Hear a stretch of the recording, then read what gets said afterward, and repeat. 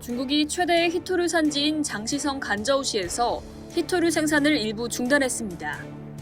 뜬금없이 환경오염 문제를 들먹이며 히토류 생산을 막은 건 사실상 히토류를 무기화할 수 있음을 선언한 것이라는 해석이 나옵니다. 히토류 최대 생산지의 채굴을 막아버리면 시장에서 히토류 가격은 어마어마하게 뛸 거고, 그럼 세계는 중국의 영향력을 체감할 것이라는 계산인 거죠.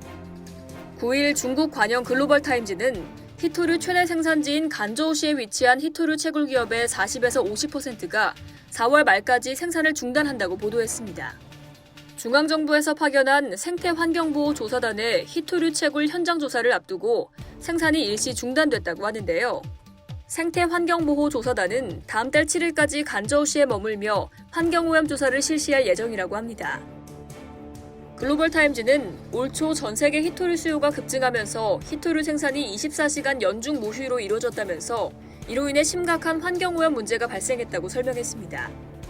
안 그래도 미얀마의 민주화 운동으로 미얀마에서 들어오는 히토류 원석 운송에 차질이 생겼는데 중국의 이번 조치로 인해 전 세계 히토류 공급에 문제가 발생할 수 있다는 우려가 나옵니다.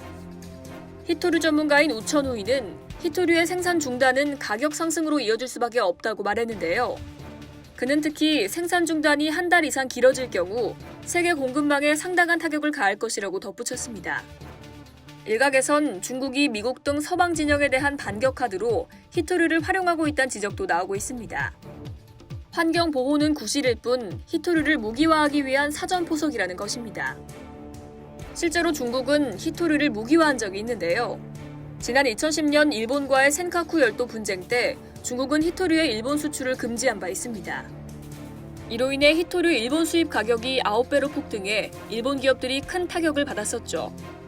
최근 미국과 유럽은 중국 신장 위구르 지역의 강제 노동 등 인권 유린 문제를 제기하며 각종 대중 제재를 부과하고 있는데요. 중국이 이에 맞서 히토류를 무기화할 수도 있음을 보여주기 위해 이 같은 조치를 취했을 가능성이 있어 보인다는 겁니다.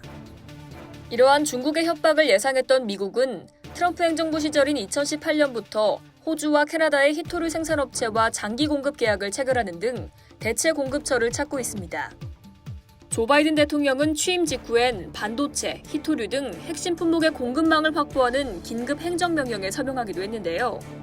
여기에 미국과 일본, 호주, 인도 등 쿼드 4개국이 뭉쳐 히토류의 조달, 공급망 강화를 위해 협력하기로 해 중국의 히토류 압박 카드가 먹혀들진 미지수입니다.